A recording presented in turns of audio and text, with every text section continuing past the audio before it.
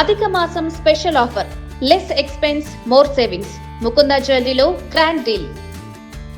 కేంద్ర ప్రభుత్వానికి ప్రధానమంత్రి ఆర్థిక సలహా మండలి తాజాగా చేసిన సూచనల మేరకు పెద్ద లోక్సభ నియోజకవర్గాలను 2 లేదా 3 ముక్కలు చేయనున్నారు. దాంతో విశాఖ వంటి పెద్ద పార్లమెంట్ సీట్లు ఇక మీదట 3గా మారనున్నాయి.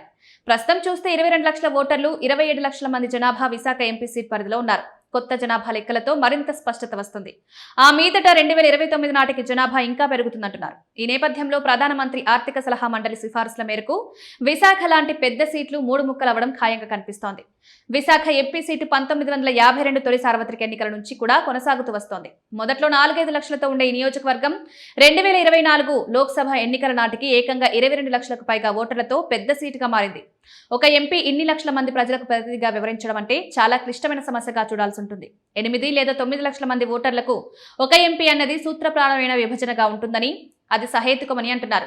ఈ లెక్కన రానున్న రోజుల్లో మరింతగా పెరగనున్న విశాఖ సీట్ను 3గా చేస్తేనే బెటర్ అంటున్నారు. ప్రధానమంత్రి ఆర్థిక సలహా మండలి ప్రతిపాదనలలో విశాఖను 3 చేయాలని ఉంది అంటున్నారు. విశాఖ ఎంపీ సీటు మీద చాలా మందికి కన్నుంటుంది. అదేవిధంగా అన్ని పార్టీలు ఇక్కడి నుంచి పోటీ చేసి గెలవాలని చూస్తాయి. ఇక ఏపీలో టీడీపీ కూటమి విషయం తీసుకుంటే 3 పార్టీలున్నాయి.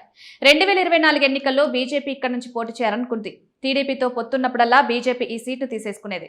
కానీ 2024 ఎన్నికల్లో బాలయ్య చిన్నలుడు శ్రీభరత్ పోటీ చేయాలనుకోవడంతో బీజేపీకి అనకాపల్లిని కేటాయించారు. అయితే కొత్త ఫార్ములాతో డీలిమిటేషన్ జరిగితే గనక 2029 ఎన్నికల్లో ఈ సీటు 3గా మారుతుందంటున్నారు. దాంతో కూటమిలోని 3 పార్టీలకు ఎంతో అనుకూలంగా ఉంటుందని చెప్తున్నారు.